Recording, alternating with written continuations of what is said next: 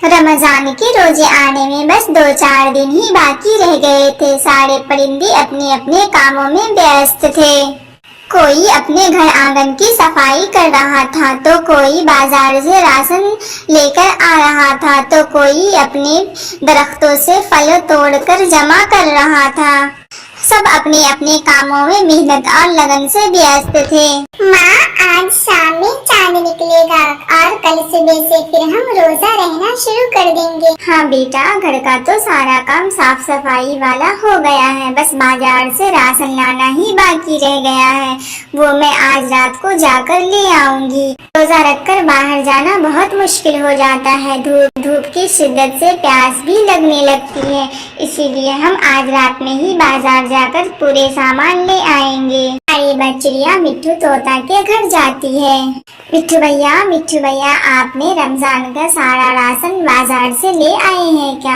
हाँ बहन, मैंने तो राशन ले आया है। ठीक है मिट्ठू भैया, तो अब मैं चलती हूँ। मैं पूछने आई थी कि अगर आप नहीं लाए हैं तो फिर हम आपके साथ चलेंगे बाजार, मुझे ज्यादा देर हो जाएगी। ऐसा बोलकर अरीबा चिड़िया बाजार चली जाती है। रमजान का चांद देखने के बाद सारे परिंदे अपने अपने खाना बनाना शुरू कर देते हैं। जंगल में हर तरफ खुशियाँ और रौनक ही रौनक थी। कुछ ही देरों के बाद सहरी का टाइम हो जाता है। मस्जिदों में सहरी करने के ऐलान भी शुरू हो जाते हैं। जंगल के सारे पक्षियों, अपने नींद से उठकर बेदार हो जाओ और सहरी कर लो। सहरी का वक्त खत्म होने में सिर्फ 20 मिनट बाकी रह गया है। सहरी का ऐलान सुनकर जंगल के सभी पक्षी उठकर जल्दी जल्दी से सहरी करने लगते हैं, सिवाय उन गोरी कौवी और कालू कौवा के। गोरी कौवी और कालू कौवा दोनों गहरी नींद में सो रहे थे। उनकी तो आँखें ही नहीं खुल रही थी और न ही उनके कानों तक वो ऐलान के आवाज पहुँच रहे थे। मम्मा, आज मैं सहरी में दूध, केले और सेवइयाँ खाऊंगी।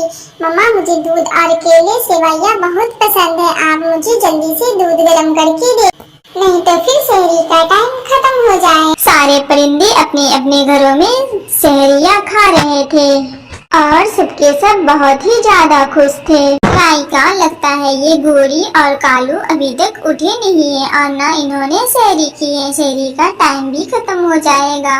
पता नहीं इनकी नींद कैसी है, जो बार बार ऐलान के आवाज से भी इनकी आंखें नहीं खुल रही है। बेटा, मैं एक काम करती हूँ, मैं जाकर गोरी कौवी और कालू कौवा दोनों को उठा देती हूँ, ताकि वो कल रोजा रह जाए और अभी जल्दी से सहरी कर ले। ऐसा कहकर अरीबा चिड़िया कालू कौवा और गोरी कौवी के घर के तरफ निकल जाती है और जाकर गोरी कौवी के दरवाजे पर दस्तक देती है। तभी गोरी कौवी जल्दी से उठकर अपना दरवाजा खोलती है। अरे बहन, आप अभी इस वक्त जंगल में किसी पक्षी को कुछ हुआ है क्या? नहीं गोरी बहन, हम आपको सहरी करने के लिए उठाने आए हैं। हमने देखा है कि आपके घर की लाइट ऑफ है, इसीलिए हमें लगा कि आप सो रही हैं, तो मैं आपको सहरी करने के लिए उठाई हूँ। आप जल्दी से जाकर सहरी कर ले, नहीं तो सहरी का टाइम भी खत्म हो जाएगा। ठीक है बहन, तुम्हारा बहुत बहुत शुक्रिया। ऐसे बोलकर गोरी कौवी अंदर चली जाती है। पक्षी जंगल के तमाम पक्षियों, सहरी का वक्त खत्म होने में सिर्फ 6 मिनट बाकी रह गया है, इसीलिए आप सभी पक्षियां जल्दी सहरी कर ले, वरना सहरी का टाइम खत्म हो जाएगा। अरे बाप रे, अब मैं इतनी जल्दी 6 मिनट में क्या करूंगी? सहरी का टाइम भी तो खत्म होने वाला है।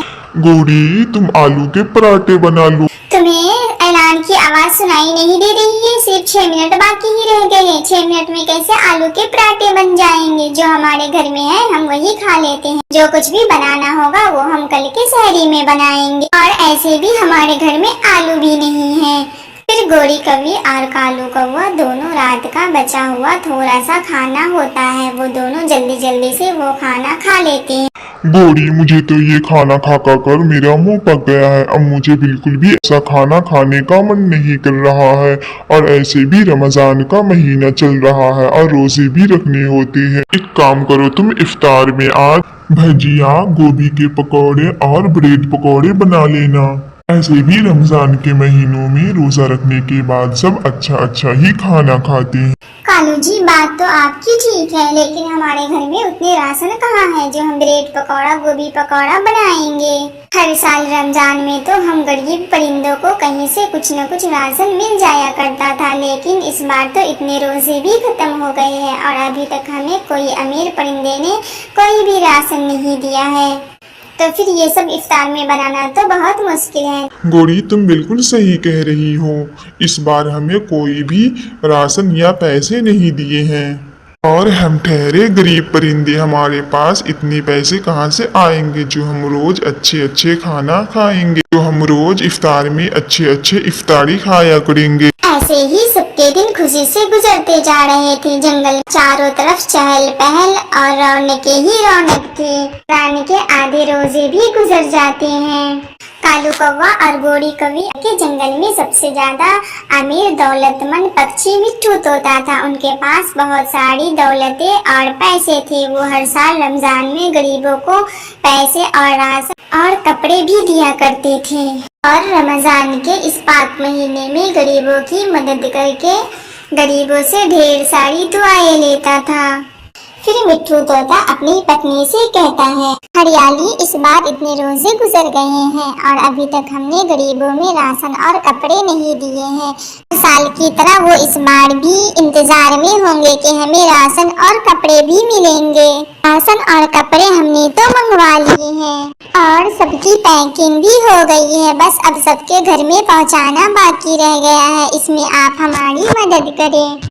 मिट्ठू जी, आपको तो पता है ना कि हर काम दिखावा करने के लिए नहीं होता है। कुछ ऐसे काम भी होते हैं जिन्हें हम छुपाकर करते हैं। राशन और कपड़े पहुंचाने की बात है तो हम एक काम करते हैं। रात में जब सारे परिंदे सो जाएंगे, सभी परिंदे के दरवाजे पर कपड़े और राशन की बोरियां रखकर हम अपने घर वापस चले जाएंगे और जब सारे परिंदे सहरी करने के लिए उठेंगे तो वो अपने अपने राशन अपने घर में उठाकर रख लेंगे। उन्हें ये देखकर बहुत खुशी भी होगी। हरियाली, तुम्हारी बात तो बिल्कुल सही है। हम आज रात में ही ये राशन पहुंचाने वाला काम करेंगे। कुछ ही देरों के बाद रात हो जाती है। फिर मिट्ठू तोता और उनकी पत्नी दोनों मिलकर सारे परिंदे के घरों के बाहर राशन की बोरियां पहुंचा देते हैं और फिर अपने घर लौट आते हैं। फिर सहरी का टाइम भी हो जाता है। मस्जिदों में सहरी करने के लिए ऐलान भी होने लगते हैं।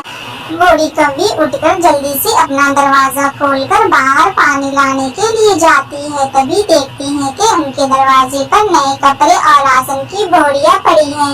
ये देखकर गोरी कौवी बहुत खुश हो जाती है और कालू कौवे को आवाज लगाती है, कालू जी बाहर आए।